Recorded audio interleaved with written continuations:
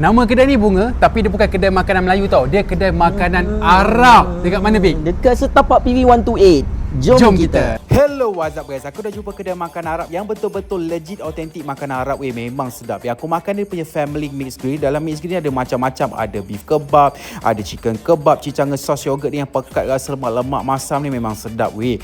Semua dia punya mixed grill ni semua memang rasa lempah dia memang juicy. Kau kena makan macam ni memang ngam. Ni pula dia punya Negresco beef. Dia macam lasagna, dia ada cheese, lepas tu ada daging dan juga macaroni kat dalam. Ni pula dia punya lamne honey pizza. Kau kena tuang madu kat atas. Ni pula dia punya bunga pizza. Ada kombinasi 4 jenis pizza. Kat sini special juga dia punya shawarma. Ada juga 2 jenis shawarma. Ada lamb dan juga chicken.